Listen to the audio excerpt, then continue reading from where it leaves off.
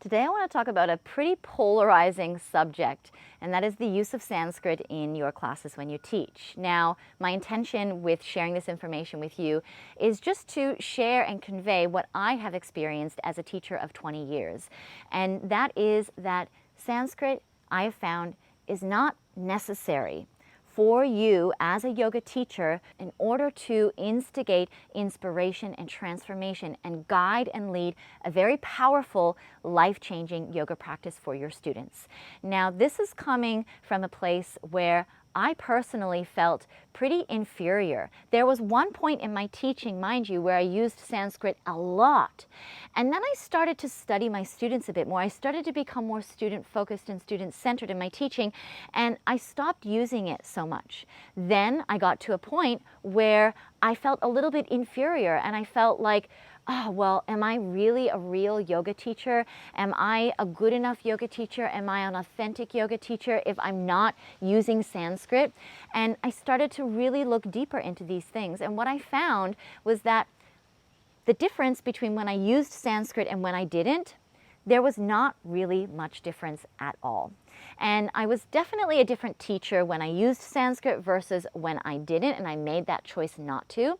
But in that time where I felt insecure and I started to study and observe how this was helping or hindering, or it was just not really doing anything for my students, I started to see that there were actually a lot of instances where the use of Sanskrit was actually something that almost excluded my students as opposed to made them feel included. Most of them were not really sure what I was talking about. And so within that setting and that circumstance, it wasn't really helpful for me to use it. And sometimes it was actually more detrimental because people were a little bit put off. Now, I'm not saying that this is why you shouldn't say or use Sanskrit.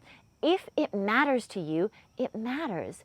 Do it, use it, and you might very likely have a group of people or students that love it and they want it. But that's also something that I think is important to be aware of as a teacher. Are you putting this into your students that their practice cannot be something substantial, or they cannot learn something from a teacher unless that teacher uses Sanskrit? Now again, I'm just speaking from my experience and my perspective, having once used it a lot and now not using it so much. And the difference is, again, not really much. If anything, it's that people felt more included and more switched on and more tuned in when I didn't use it.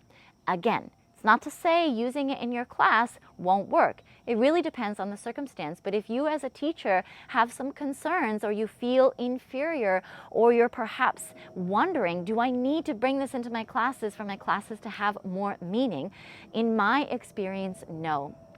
And personally, as a student, I would much rather learn from a teacher who's much more focused on helping me work through what it is that I need in a class and empowering me and bringing information and insight into classes that is much more tangible and relatable for me in my life as a modern person in this day and age than someone who's focused on using Sanskrit a lot.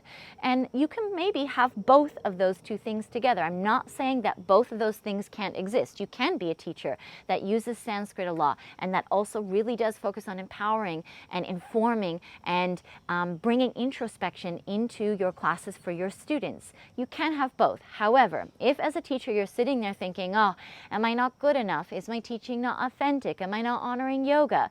In my perspective, it doesn't make a difference when you really think about what it is that you're there for. You're there for your students. And if you want to be there for your students, in my experience, using Sanskrit versus not using Sanskrit, it does not make a difference. And as I mentioned, in some instances, it actually is a little bit more off-putting for some of your students than anything. That's not to say that they can't get used to it. However, it's something for you to consider as a teacher. What do your students need? What's resonating with them? What's helping them experience the transformation that they are seeking from their yoga practice? So this is something that I have experienced in my classes in my 20 years of teaching. Again, it can be a very polarizing topic, so I'm super open to hearing what it is that you have to say, and if you feel that this has been helpful for you, and if you are really enjoying this type of content, make sure that you like this video and subscribe to my channel for more teaching tips just like this.